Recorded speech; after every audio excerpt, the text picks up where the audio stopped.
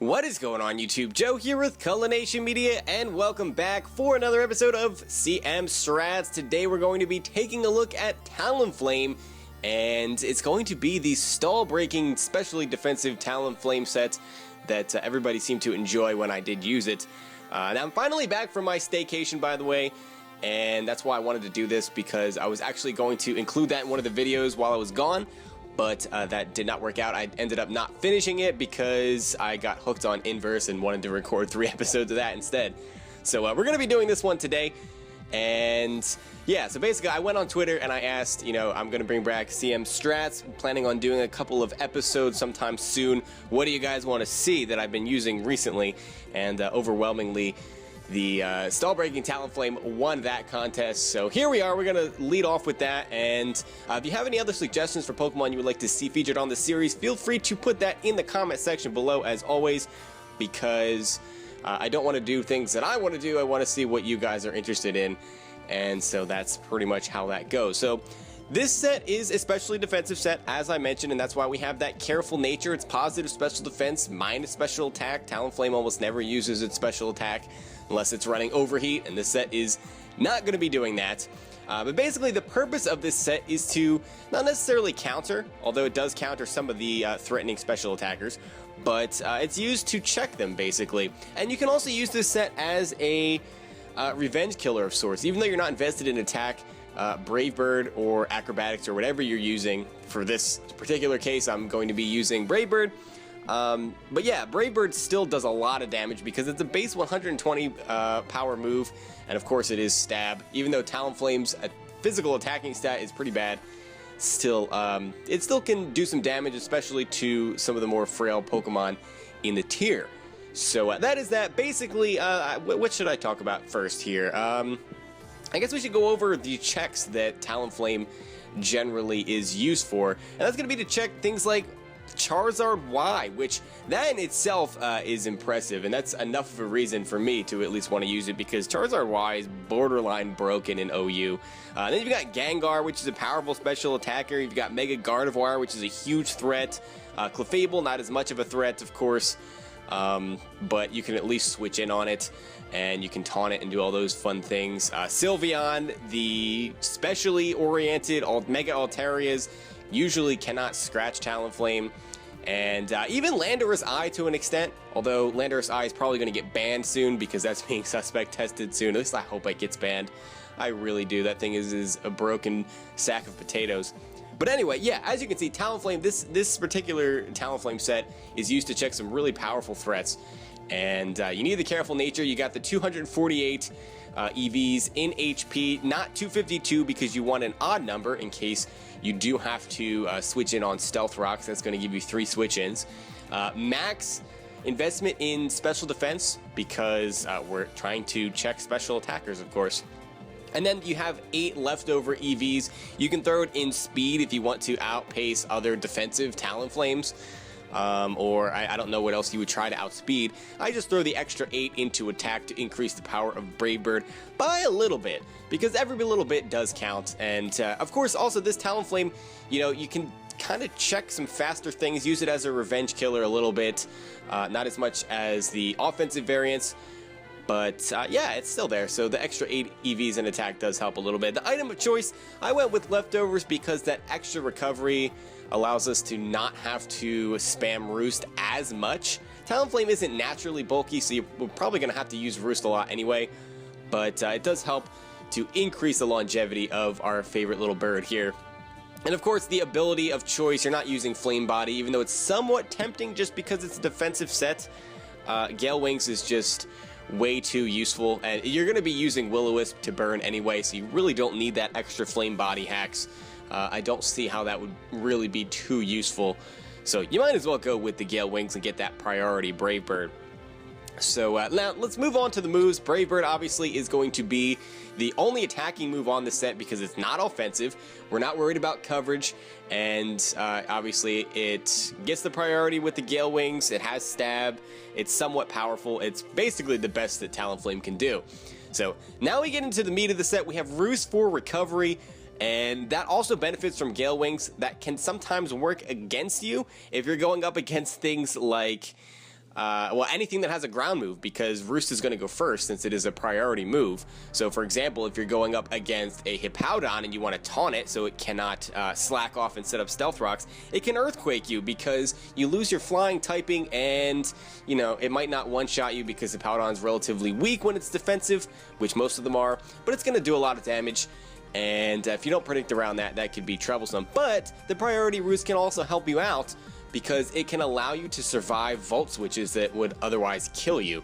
So if you have something like Magna Zone in, and they go for Volt Switch because they're choiced in some fashion, if you can cut ahead of them, Roost, remove your flying typing, take the hit relatively well, and then they have to switch out, that can help you. So you have to kind of just, you know, get a feel for when it's a good idea to use it and when it's not. And that's why the Leftovers helps too, because it helps you get a little bit of HP back and not have to use it as often. Will-O-Wisp is there to patch up the physically defensive issue that you have because, like I said, Talonflame is not super bulky on its own, and we're not invested in our physical defense. You could throw those extra ADVs into defense, but that really doesn't help too much.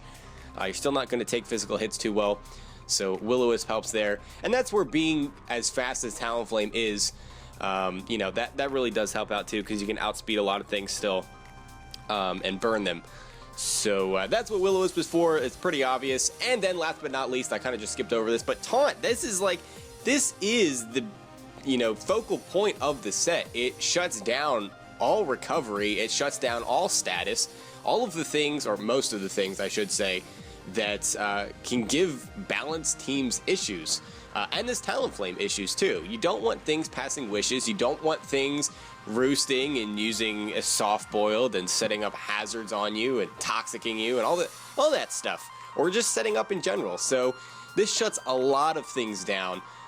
Defensive teams get absolutely crippled by this thing, and it works very well in tandem with Will-O-Wisp. You can just wear things down. They can't recover off the damage. They can't remove the status with Aromatherapy or Heal Bell or anything like that. And because this thing is especially defensive, it's very, very difficult to take down. Surprisingly so.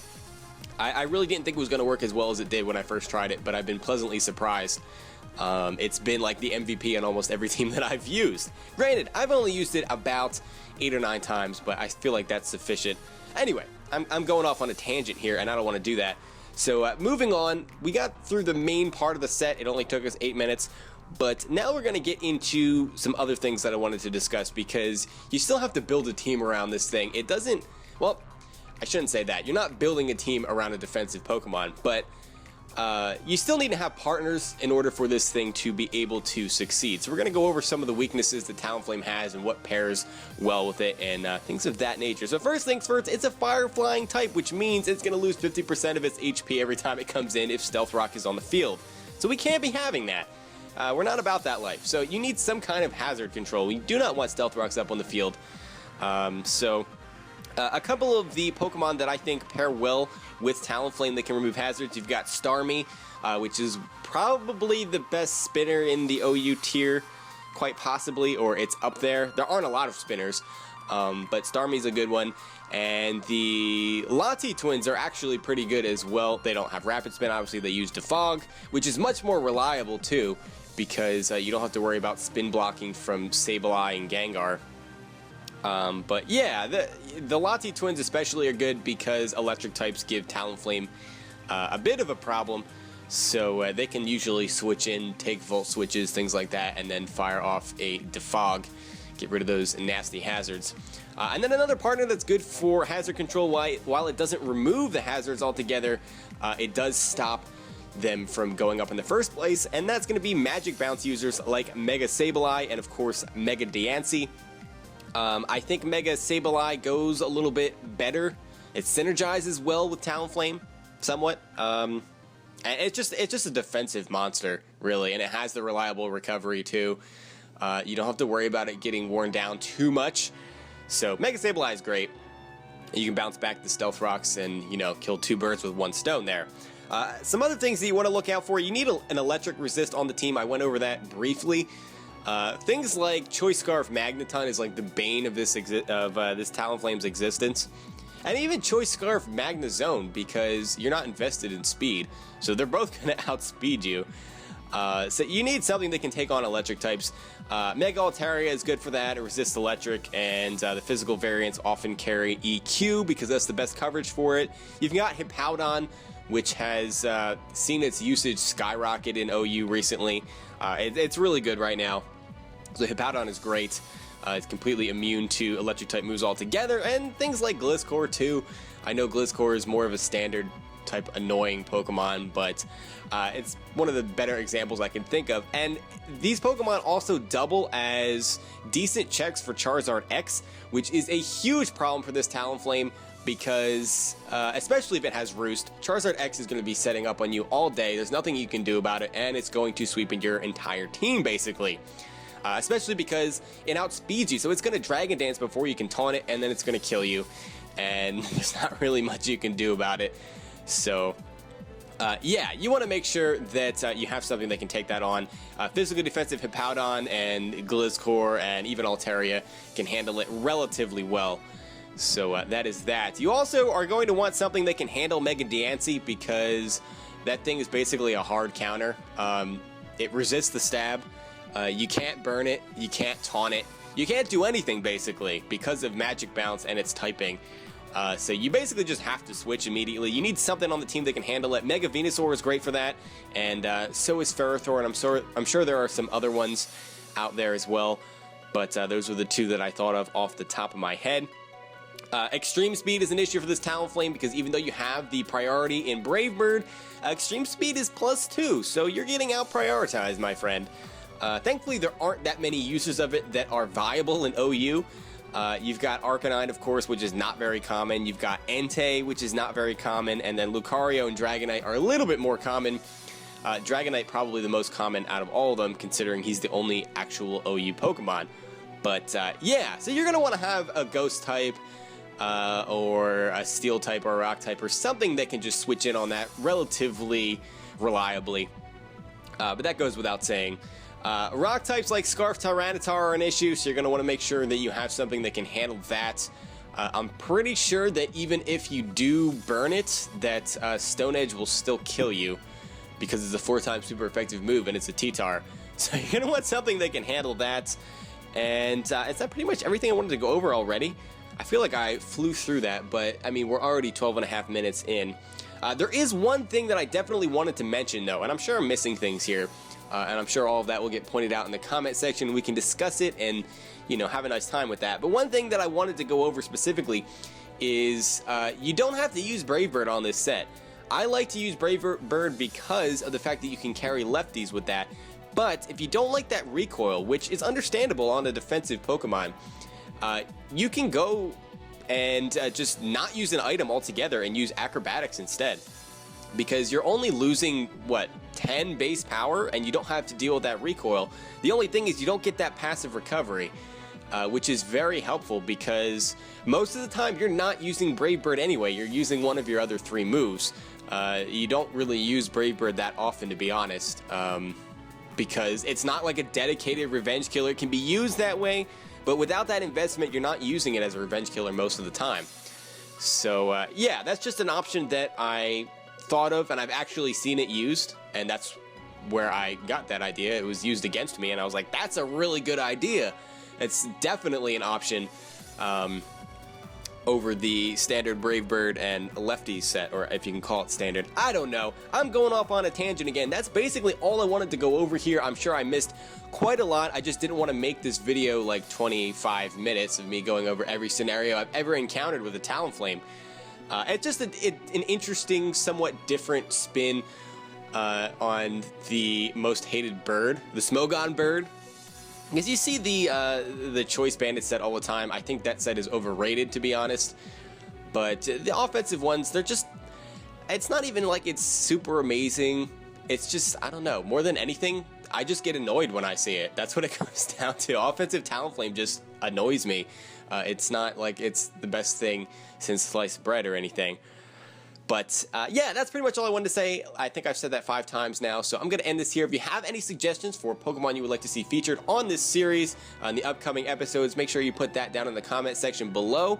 Make sure it's a Pokemon that I've used. If I haven't used the set, I'm not going to recommend it, because I like to give you guys suggestions and information that can be backed up with personal experience and not just something that I think would be pretty cool.